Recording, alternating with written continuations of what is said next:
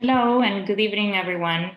Thank you so much for joining us today for our program on collaboration, a conversation between artist Dianna Frid, historical pataphysician Carla Nappi, and moderated by curator Cesáreo Moreno. My name is Yonit Behar, and I'm the assistant curator at the Paul Art Museum. I am beyond excited to announce that we opened our doors last Friday after being physically closed for more than a year. So I invite everyone in Chicago or visiting Chicago to come see our current shows, LatinXAmerican, and the window installation by Claudia Peña Salinas, Quetzalí. You can make free reservations online and complete our required health survey via our website, artmuseum.depal.edu. I will also add this website to the chat shortly. We are open to the public every Friday to Sunday from 11 to 5 p.m. Artist Dianna Frid, who will be speaking tonight, is included in the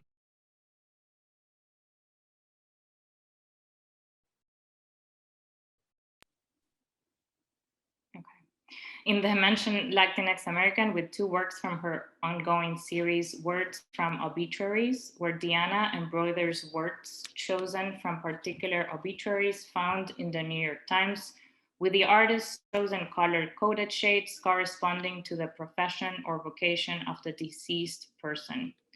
The two works exhibited in LatinXAmerican correspond to the obituaries of two Cuban-born men, one an anti-Fidel Castro political dissident and head of a terrorist organization, and the other a close ally of Castro. In today's program, the three presenters will explore the important role of interdisciplinary collaboration in art making, writing, and curating. Now, let me introduce you to them. Dianna Frid is a Mexican-born artist based in Chicago and associate professor of studio art at the University of Illinois at Chicago. Frid began her studies as an anthropology major before transferring to the School of the Art Institute of Chicago, where she earned a BFA in 1991. Frid later completed her MFA in Fiber and Material Studies at SAIC on full scholarship in 2003. Frid has shown widely at the Smart Museum, the Paul Art Museum, MCA Chicago, Gallery 400, and Alan Coppell Gallery, among others. Her works belong to the permanent collection at the Art Institute of Chicago, the National Museum of Mexican Art, the DePaul Art Museum, and the John Flash Artist Book Collection at SAIC. Carla Nappi is a historical pataphysician whose research tends to focus on Chinese and Manchu texts in early modernity, and who holds the Andrew W. Mellon Chair in History at the University of Pittsburgh. From undergraduate training in paleobiology, Professor Nappi pursued an MA in History of Science and then a PhD in Chinese history. Her most recent book, Translating Early Modern China, Illegible Cities, brings fiction and history together to tell stories of translation in early modern China. Her current work is preoccupied with insomnia temporarily, with the relationship between the Jing, history, and translation, and with housekeeping as a magical practice. Cesáreo Moreno has been with the National Museum of Mexican Art since 1992.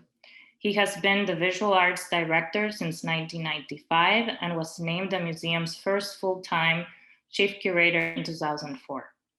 Moreno has curated numerous exhibitions for the National Museum of Mexican Art, as well as for the Smart Museum of Art, the El Paso Museum of Art, Smithsonian Latino Center, and the Chicago History Museum.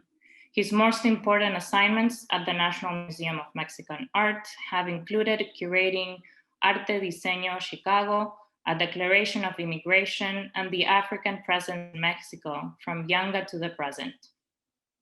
Additionally, he has curated 13 of the annual Day of the Dead exhibitions to date, and the permanent exhibition Nuestras Historias, Stories of Mexican Identity from the permanent collection. Thank you all for joining us today, with special thanks to our three presenters and for their generous collaboration on this talk. With that, I will turn it to them. Thank you. Thank you. Good evening, buenas tardes to everybody. I'm glad that everybody could join us for this conversation that we're having about something that I think many of us do, sometimes not knowing we're doing it, and other times very well planned out, which is collaboration. And I think in having conversations with these two great artists that have been collaborating, I think it was very curious to me how artistic practices do collaborate. And of course, with that, keeping the creativity at the central part of it.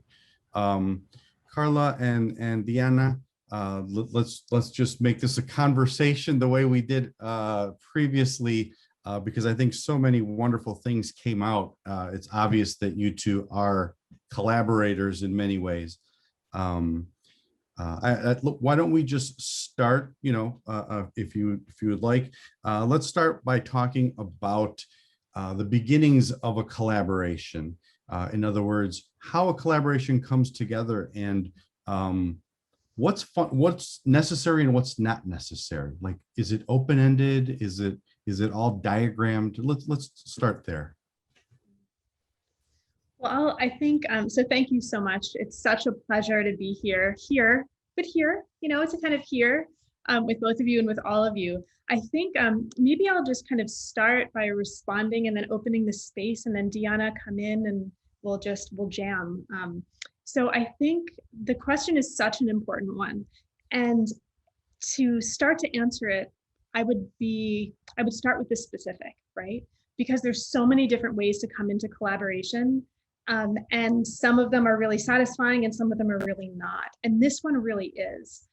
So Dianna and I came together and started working together. We met at a dinner party, I think. But we really met like in a substantive way in Croatia. And we were both in this kind of magical house on the coast where I and another colleague had gathered together regularly once a year for a week, a group of artists and doctors working in various traditions, whatever I am, anthropologists, and we would all come together. And we had no clear goal in mind, but we had a theme. We had some sort of touchstone and maybe a reading or two that we would do in advance of gathering physically and making work together. And that was the prompt and that was the goal. We're going to make some sort of work. We left it open. And Dianna and I came together early in one of those collaborative trips and just started having a conversation by sharing work together. You've already, or Yonit has mentioned Dianna's really amazing Words from Obituaries project. And I had been at that point starting to kind of retell some of the stories from Ovid's Metamorphoses. And so in order to have a conversation, and I think for me, that's really where a collaboration starts. And in a lot of ways, what a collaboration is, it's a relationship, and it's like a way of having a conversation. And so Dianna gave me outtakes from her Words from Obituaries work, and I used them to write a story. And this is a story, and I think we have an image that goes with this. Like, I think the slides are there and can maybe punctuate this at some point. She gave me a story of outtakes, and I used them to tell it my version of the story from Ovid's Metamorphoses, where there's a flood and only one man and one woman survive. And they, long story short, they repopulate the earth by throwing stones behind their backs. And each time a stone hits the ground, it turns into a person. This is the story of Deucalion and Pyrrha. And so I gave Dianna my story as part of a conversation, and she made work with that story that's just beautiful. I love it. And you'll see it in a moment, Deucalion and Pyrrha. And that started, I think, a relationship that's grown into work that we're doing now, and that we'll see in a little bit. Maybe I'll hand it over to Dianna for your thoughts. I wonder, Yonit, if we have the slides of Deucalion and Pyrrha. So this one is Pyrrha. And so it's it's the myth of how the world was repopulated. And when Pyrrha and Deucalion were supposedly the only people left, they went to the oracle, and the oracle told them that they had to throw the bones of their mother over their shoulders to repopulate the world. And so they were horrified. How could they do that to the bones of their mother? But using interpretation, they figured out that what the oracle meant, that the bones of the mother the oracle was referring to was the stones of the earth. And what's curious is that in a binary world, like the stones that Pyrrha chucked over her shoulder populated the female side, and vice versa the other way. So anyways, we could have the next slide just to see a detail. And this one is, I'm using lapis lazuli. And the next slide would be the Deucalion, where I'm using oxide. And so that was my response to Carla's response to the obituary outtakes. So Cesáreo, in answer to your question about goals, I think that the world keeps telling us to have goals, and okay, there's a deadline sometime, but really there was no deadline for this. Mm-hmm. And so that's what makes this a great pleasure, is that it was exploratory, it wasn't one-to-one, it was a little bit more like call and response. And I think that that's what made this, that this was what brought these works into being, both Carla's story and these objects. And so Carla has another amazing project called the Elizabeths. And when I found out about this project, I was so deeply moved, because what she does with history, as it's been recorded, and in this case in particular, the history of women, or specific women who, you can explain it much better, Carla, but it's there's one line that Carla said at some point, that she said that she took these women from history and she turned them into historians. And in the narrative, they're historians of different elements. So there's a very material relationship to the writing. And so one of the historians has an event or some circumstances that happen around worms, because she's a historian of soil or of earth. And I started to tell Carla about the worms, or the wormholes, in the Burgoa library in Oaxaca, where I had already done some research starting in 2014, instigated by my friend Lori Litowitz, who's here today from Oaxaca. So I guess what I'm pointing to is that a lot of things align, that they were not planned out.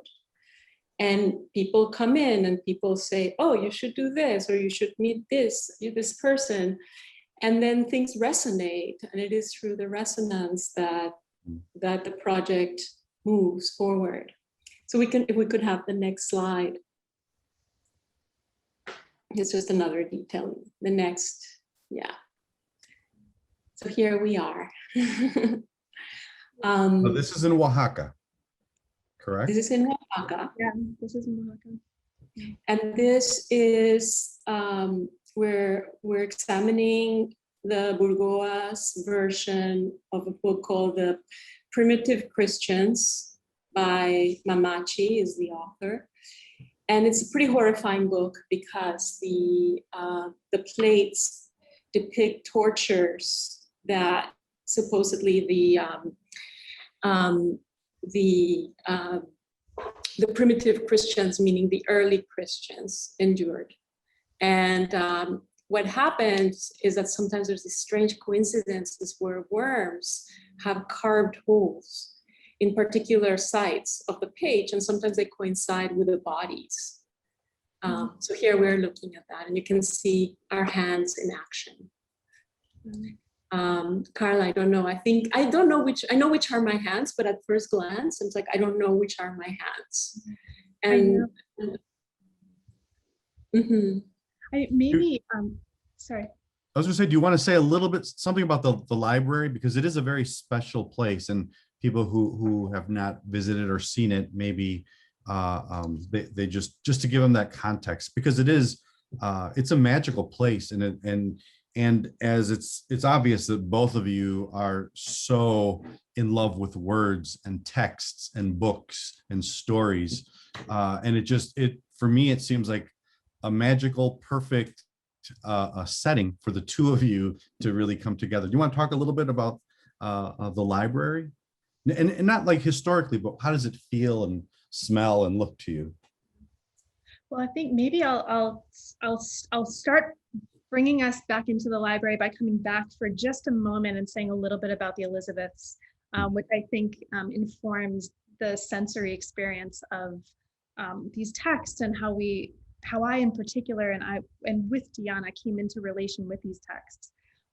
So to back up a second, and I want to also mark this because this project, the Elizabeths, is so important to me, and I would not have had the confidence really to do this without Dianna's support. And that's one of the, for me, really beautiful things about collaborating together, about working together, is it makes things possible, like even in our own work, that this is my experience that would not have been. And so Dianna, thank you for that. And you know how important that is to me. Okay, so I had to back up a minute. I had been asked to come in and consult, like a couple of years before this, on a project that took records of 2 early modern English astrologer doctors and digitized them, and sort of tried to make them into a resource online. Long story short, basically what these records are super fragmentary records of patients who came with a complaint, and sometimes it was themselves, sometimes it was their family members, but often what we know about these patients, about these people, is maybe one line, maybe a set of descriptions of something that they had wrong with them. So the context of this conversation took the form of, and Cesáreo, like we've all talked about this prior to this, so you'll feel where I'm getting. It took the form of, okay, so we have 2 kinds of people at the table. We have scholars and we have artists. And how do we make these resources available for the scholars, whose job it is to do scholarly things, to tell the history, and for the artists, whose job it is very instrumental, right? Whose job it is to be creative. So the artist's job is to do the creativity, and the historian's job is to find the facts. And this just didn't feel, it didn't sit well with me. I mean, I felt myself pushing against that.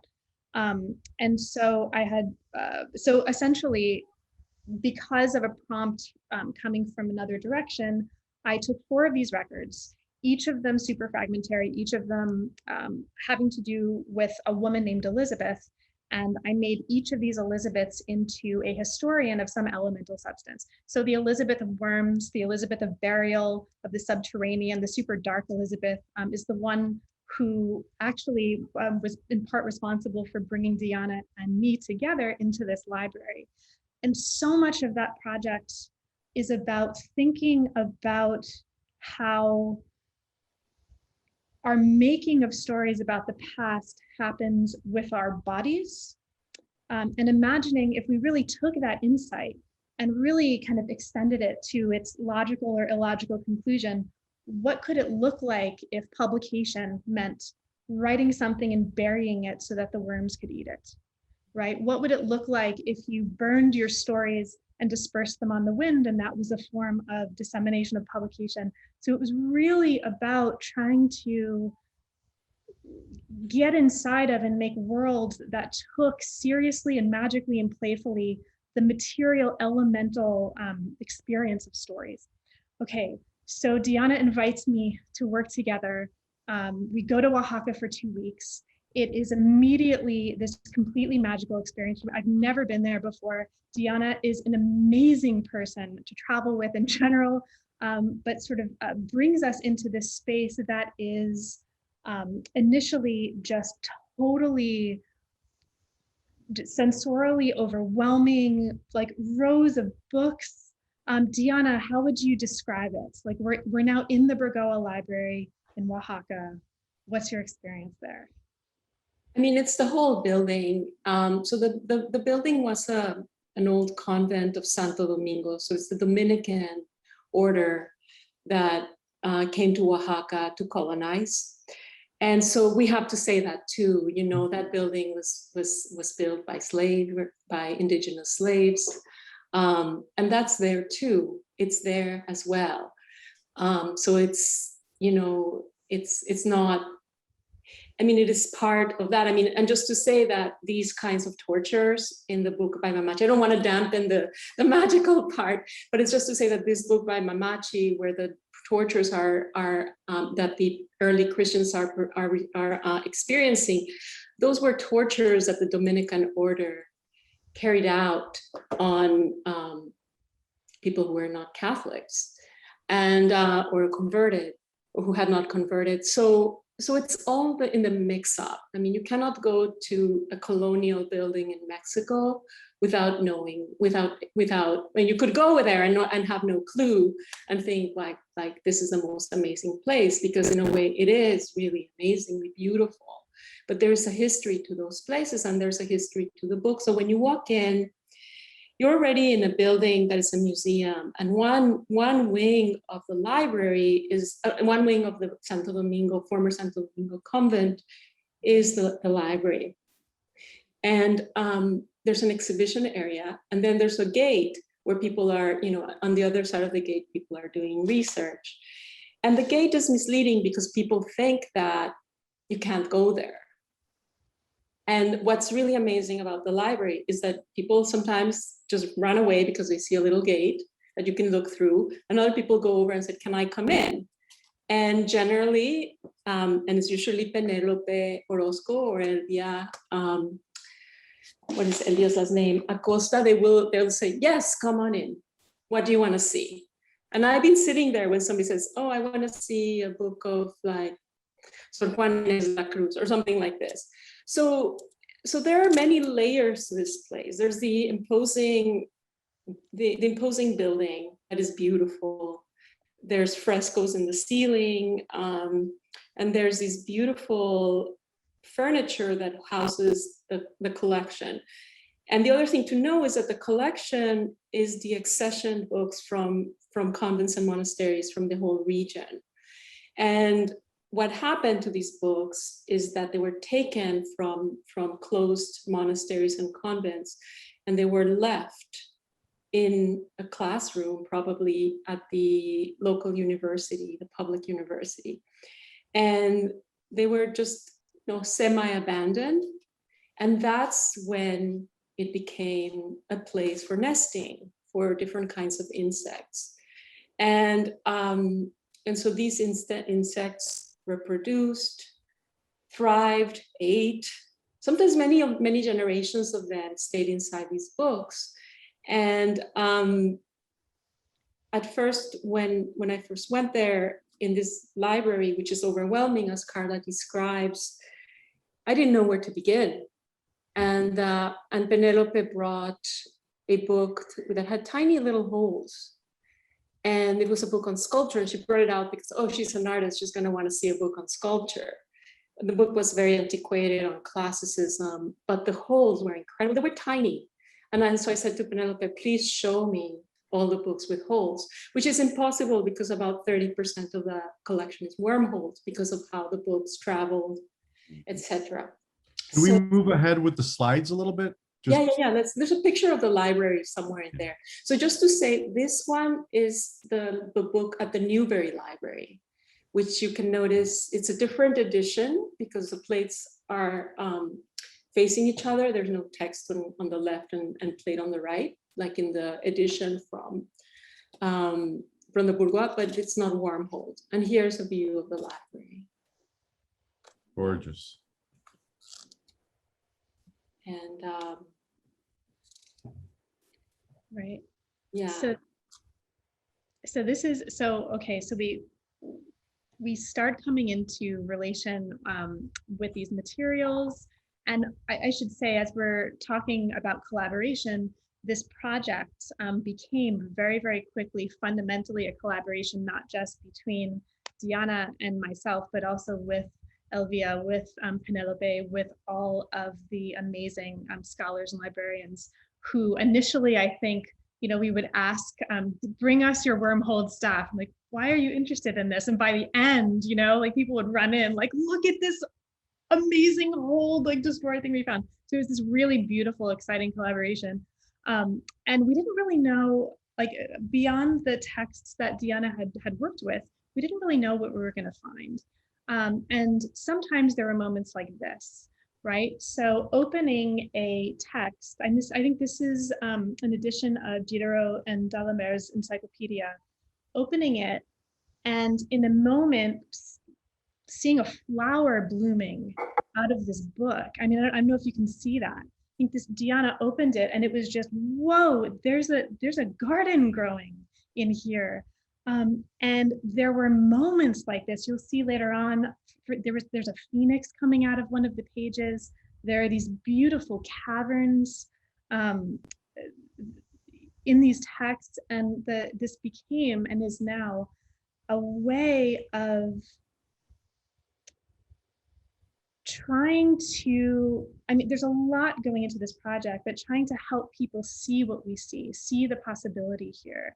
See, like, what are we doing when we come into relation with these texts? What is reading, and what beauty comes from what might initially seem like damage or loss? So there's that. Yeah, and so we had this amazing garden, bestiary, archive collection of these incredible spaces. And the question was, okay, what are we going to do with this, right? We know we are working together. We know we want to do this. We know we're here.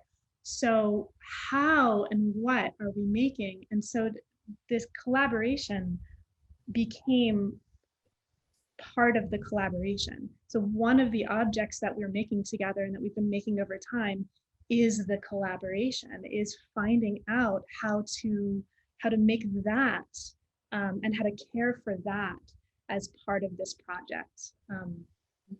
We can move ahead with some of the other images. Look at that.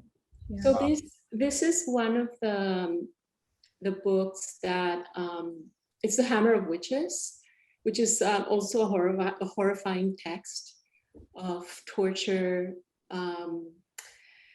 recommendations of torture. So there goes the magical again, for how to deal with witches. And it was a bestseller for about 300 years. So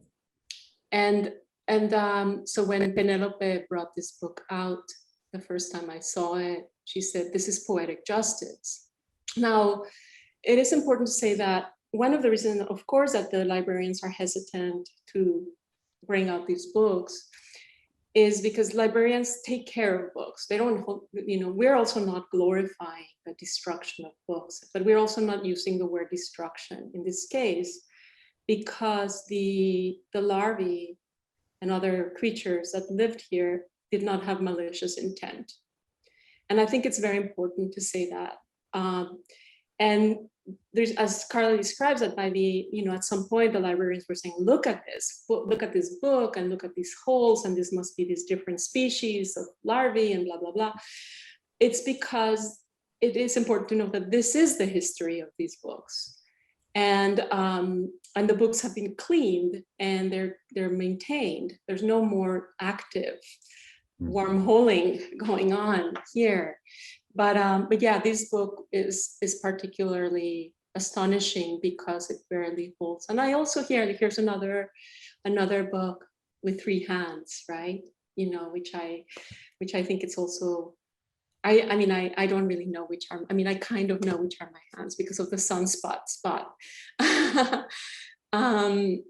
And the other thing is like the annotation, the idea of when you go to a library and you find some annotations on the margins by somebody, right? There is a sense of curiosity if you want to know what were they reading.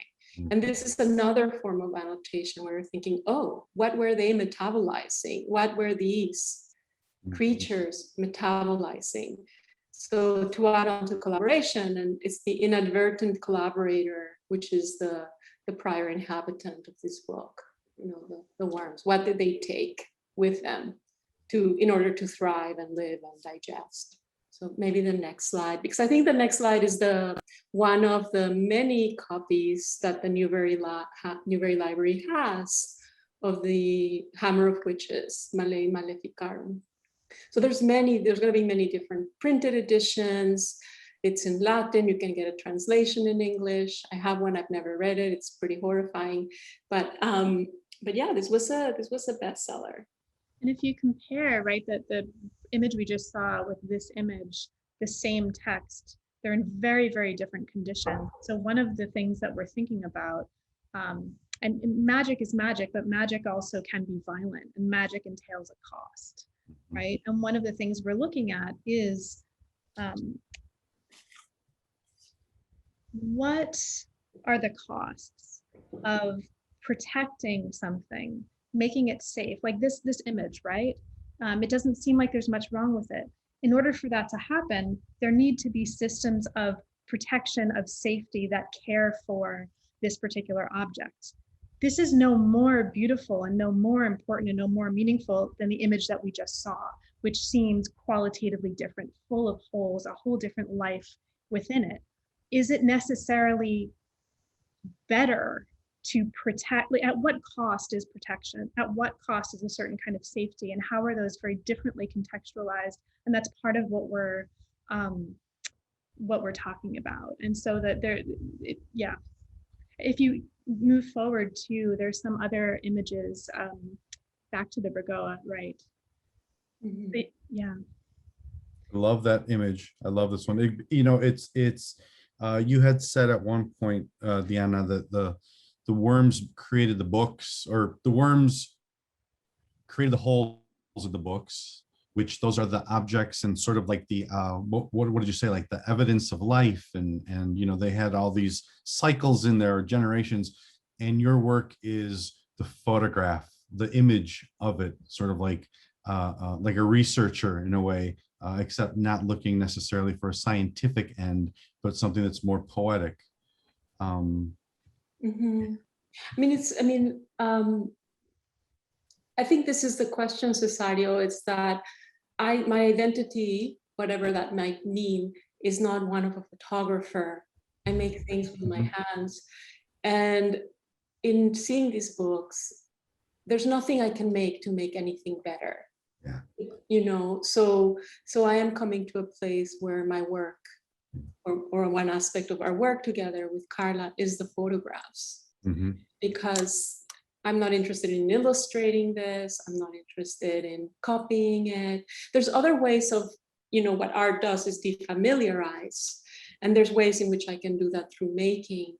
But, that's something that has created, the pandemic has been good in that way, because it's given us time to think, what can this be? Instead of having to respond to the people who gave me a grant. I have done this and I have done this. No, I can't do that because there was a pandemic and there has been no opportunity to do this and this and this. And so I'm beginning to absorb that the way to present this work will be through a series of photographs and other things yet to be known. And of course, the text that Carla has been generating with the images, or with something more mysterious. And this gets at some of what Cesáreo, you were asking us initially, right? About collaboration, how that happens, like what we're making when we make collaborative work. And this has been part of the project, right? I think in my experience, I think this is true of this collaboration in particular, how you work and think of yourself as a maker independently, and how you work and make in relation with someone else, and in that relationship aren't necessarily the same, right? And for me, in collaborations, right, where it has looked like that, it has looked like I work on China, you work on somewhere else. It makes sense for us logically to write this article about China and somewhere else. Let's do that. those have been the least satisfying collaborations. And now after working with Dianna, I don't even really consider them collaborations anymore. This was very different. This was, I usually do this kind of thing. You do that kind of thing. What kind of thing do I do and do you do in the context of this? And it has taken us some time to, to learn that and to grow together that way. Some of the, one of the beautiful things, and it is definitely beautiful, is that the collaboration did not start with goals, right? So I'm in the museum field and organizations and institutions, and collaboration always to us begins with where do we want to, how are we going to determine if this was successful or not? And so you end up sitting around the table and really making a very structured map. It's fun. I'm not going to say that it's not fun, but it certainly is nothing like a creative collaboration where you had utter freedom to go find something or maybe nothing. And I think that complete freedom really is a very healthy way of engaging in creativity and exploration and in travel. I mean, I keep thinking of travel. The two of you met, on a trip far away from here, and then you went to Oaxaca, and this whole activity of traveling together and collaboration. I keep seeing a connection there, and sort of exploring the world and finding things like this that somebody else would have maybe seen it and thought, oh, put this book back, or certainly if it was a museum person or a librarian, it would not have necessarily been the ability to see beauty and life in this book that perhaps was about something sad. Yeah.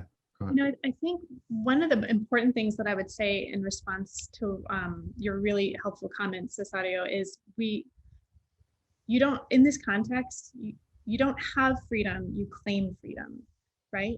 We didn't have that. I think for me, the relationship was the most important thing. The making something was the most important thing. And starting with a really clear sense, which we could have done, of here's the goal, let's map that out, would have killed the possibility of doing other things, but it was not, we didn't have that. Sure. We made that. Yeah. Right. Yeah.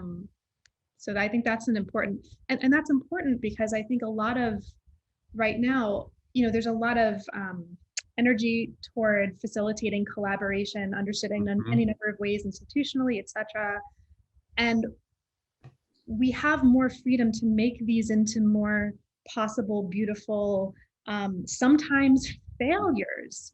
That's the risk you take when you don't go in with a clear, like it might fail in terms of producing an object that has a certain kind of value. It won't fail if it produces the relationship.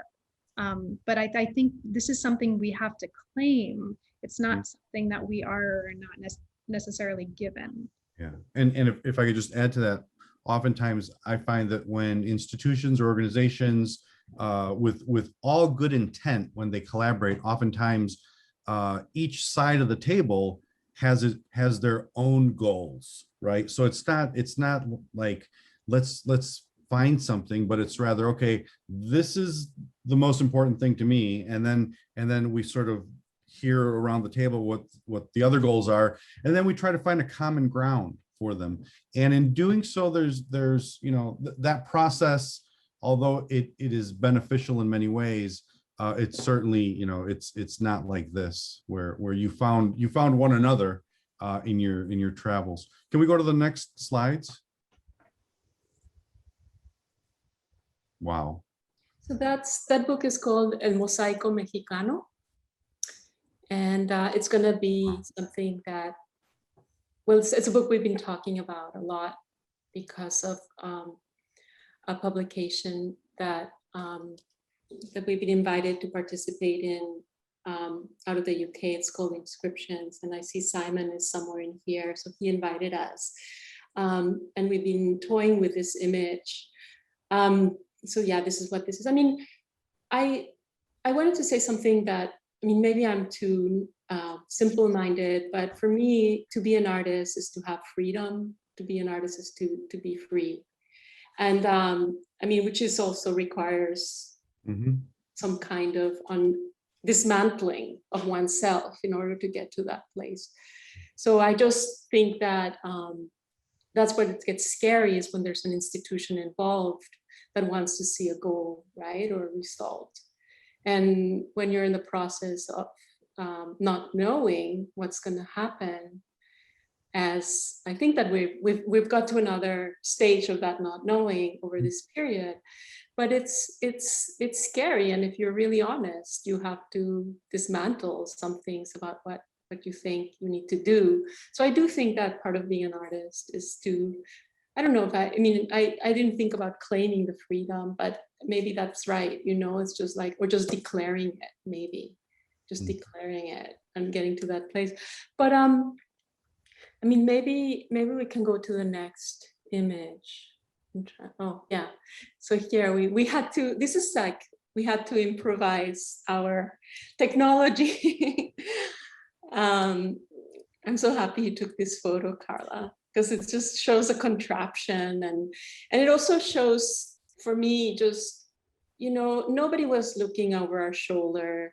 What book are you touching? You know, nowadays institutions don't want you to touch the book with gloves because your hands know when you're doing something that's going to damage the books, right? So we were able to move so freely, and this is really the generosity of this particular institution that just gave us a lot of, I don't know, just the possibility to exercise our freedom, to look and be curious and peer through and find things that we didn't anticipate. So this is specific to the Burgoa.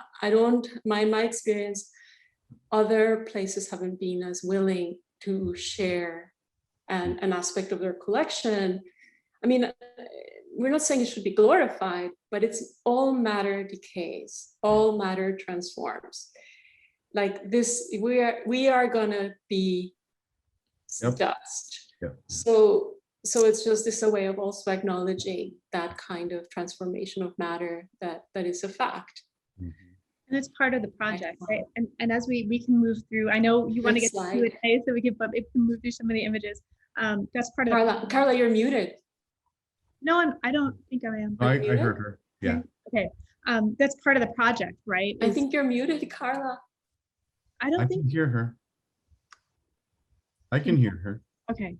I'll just, can you not hear me, Dianna? I can hear you. I'll just keep talking because you're not muted, but I can't hear you. Is it also just me? Can people hear Carla? Yes, I can hear Carla. Okay, it's just me. I can't hear you. Weird. Yeah, I was just going to say, like, that's part of the project, is the different, because coming into relation with these wormhole books and with the traces of these other beings means coming into relation with these texts, and the conditions in which that's happening are very, very different in different institutions we're working with. And that is another manifestation of the kind of thing we're looking at, which has to do with hospitality, which has to do with the presence of life, of something, of someone, somewhere where someone doesn't want it to be. So that's part of what we're looking at.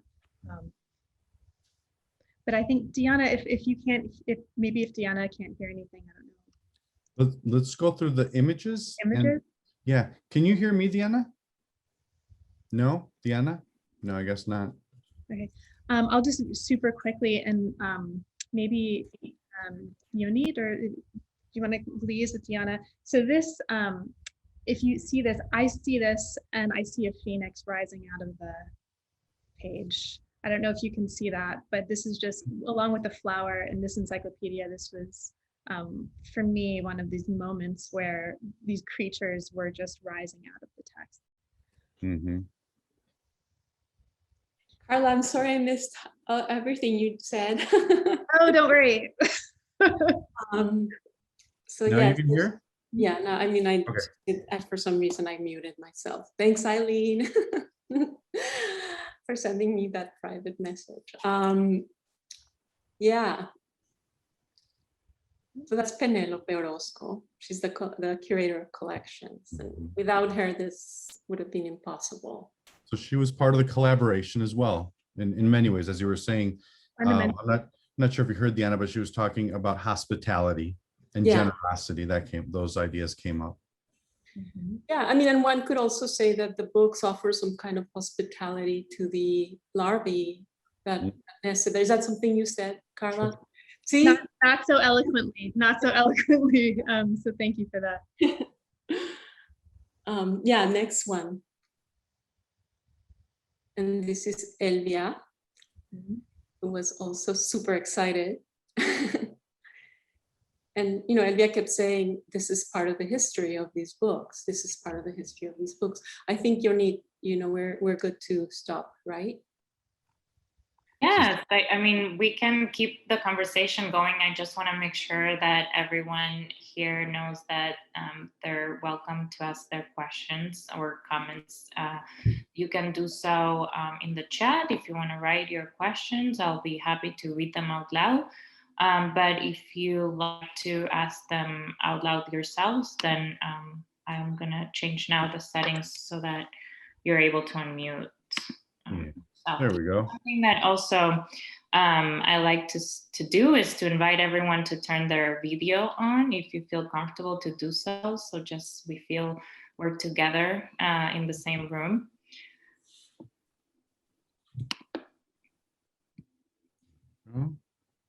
We have a couple of just nice comments in the chat that I like to share. Please.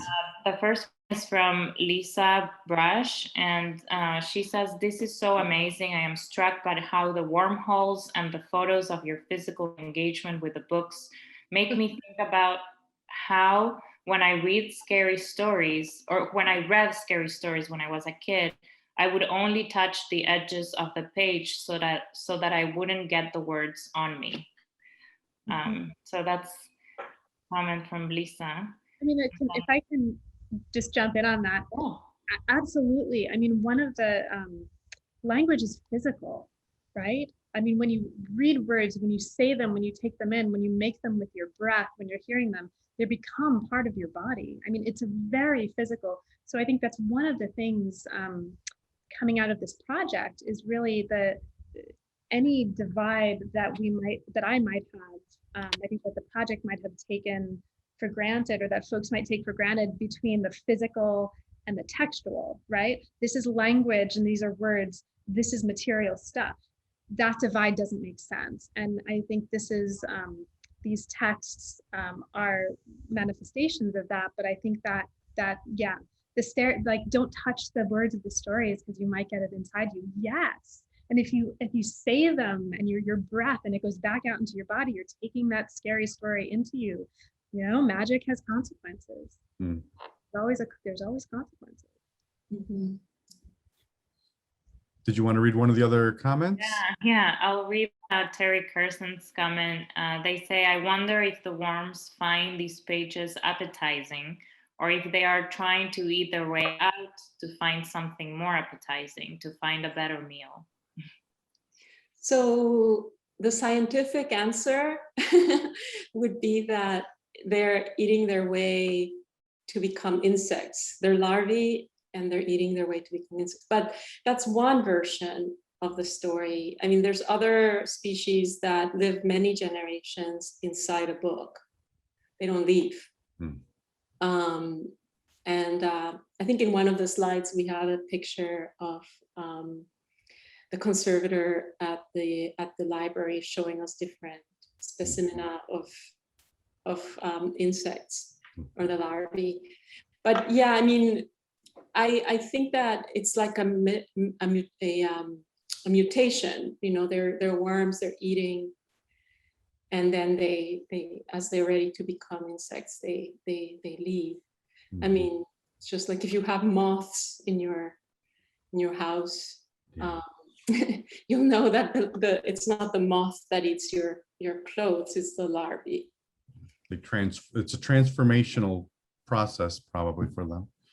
And Yeah. the importance of that consumption as a form of dwelling, right? Consumption as a way of being someplace. That's the collaboration, the work we're actually making together.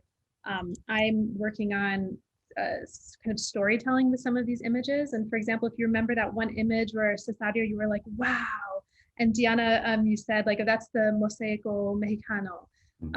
That image is from a text of a printer who was jailed at some point in his life for something that he did. And if you look at the text itself, there are ruins. And part of the work then, part of the storytelling is trying to find out what worlds I can draw out of, and we can draw out of these images that think about the fact that they are products of consumption. They're products of these creatures eating their way in and out. And so how does that become an important part of the story of the text? How does consumption, and how can storytelling with that as a crucial part of making, help us see and understand also how we in our world are eating our ways through and in it. You know, how much does eating the world necessarily, how much is that necessary to have a place in it? Anyway, so all of this is part of the work. So thank you for these questions. It's actually super on point in terms of what we're making with them. I mean, sometimes. Go ahead.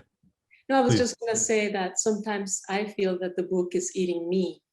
You know, I mean, especially, you know, sometimes and I'm saying that because I've been reading a lot of novels, and I say it in regard to that you know, the boundary between who you are and who the characters are. I mean, so that's why I say, like, there's of course a concrete fact of what these worms are doing, and then there's the feeling of what they're doing, which is related but not the same sometimes. Sorry, Cesáreo, you were going to say. I was going to say, so part of this sort of ecology that gets bigger, or I guess the question is this: so now that you've collaborated and you've started something, right? The relationship or this project, or and now you have something that's a little bit more tangible. And as you know, in the arts, oftentimes it's about creating something and then sort of letting it go its own way, and not really trying to keep it in your own control. So I guess my question is this: so how would you add more collaborators, or how do you add partners who it's obvious that it's the two of you, and you communicate without words sometimes, and a lot of your thoughts are just right in sync. How is it going to be to take this out into the world, wherever that may be, whatever that may be, and collaborate with someone else or another institution, as was brought up earlier? Simon, can I put you on the spot? I mean, I think Simon Morris is one of the editors of Inscription, a magazine or publication, academic publication that deals with material texts. And he invited us to collaborate with an augmented reality artist, designer, for the next number of the magazine, which is on holes. And so I don't know if Simon's still in the audience, but he was here. I'm here. Oh, hi. Hello, Simon. Hi, just to say, yeah, I can't stand up because I'm wearing my pajamas. Because it's 1 o'clock in the morning over here.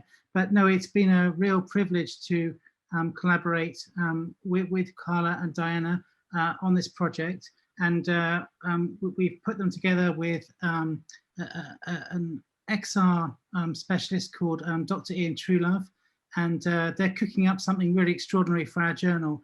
And it is difficult. Like I just put a little quote in there, but I think I messed up and didn't send it to the whole group.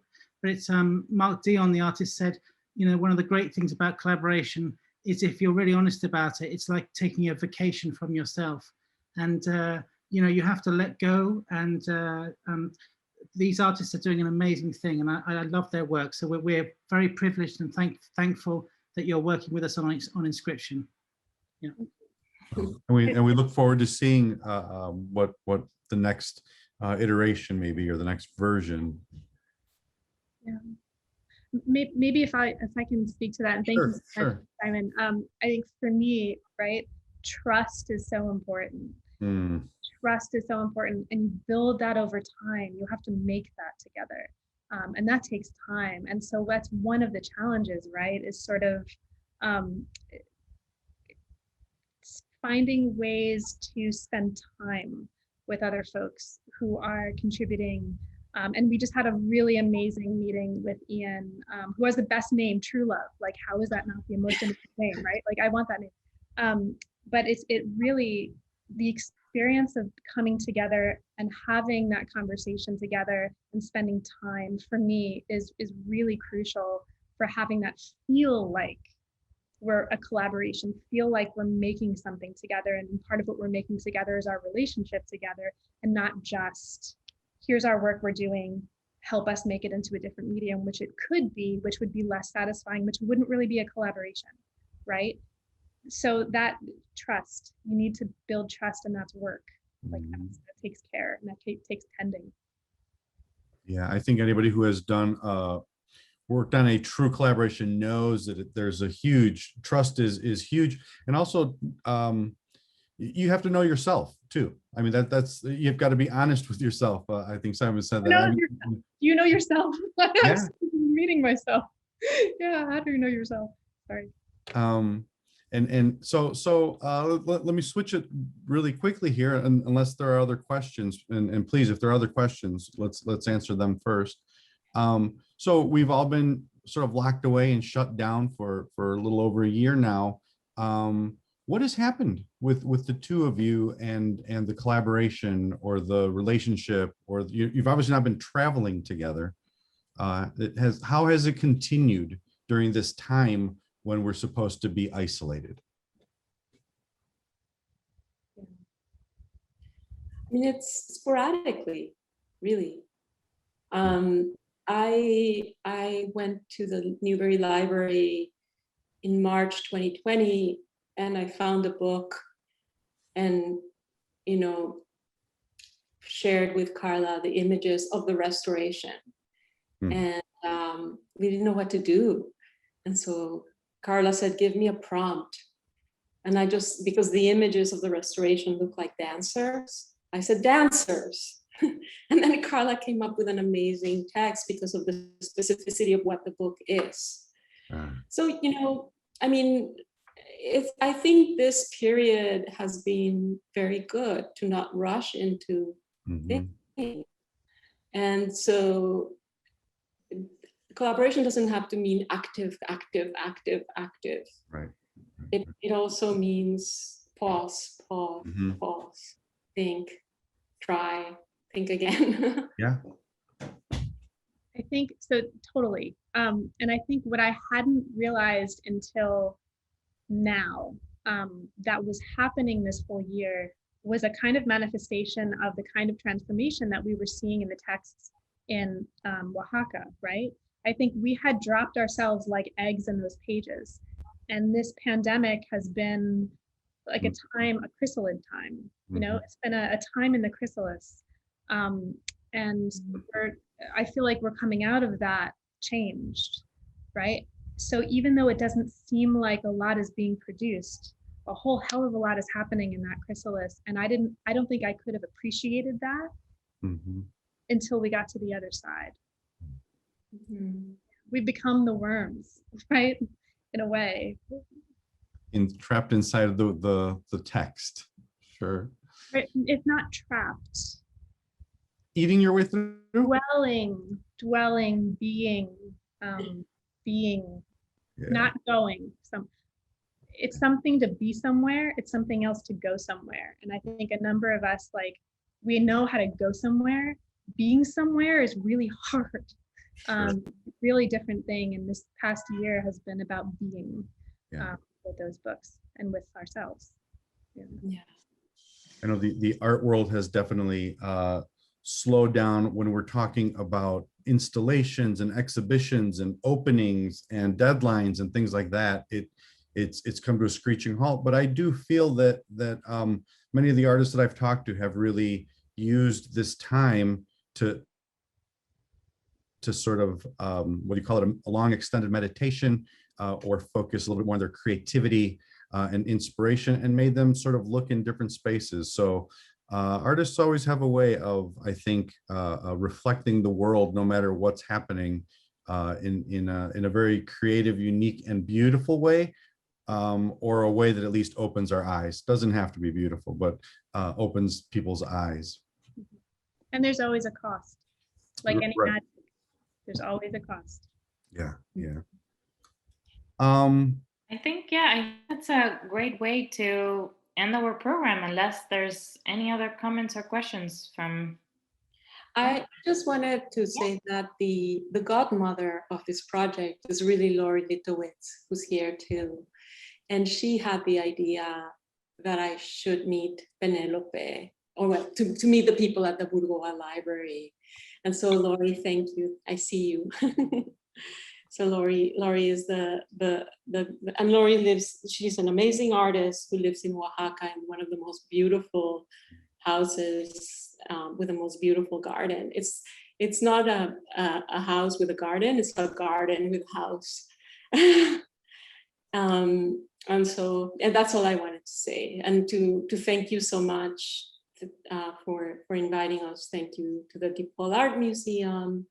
And thank you so much, Cesáreo, for being our interlocutor today. It was my pleasure. It was my pleasure, and I hope that everybody goes away from this hungry to collaborate with someone you trust. Right? Thank you so much. So much, everyone.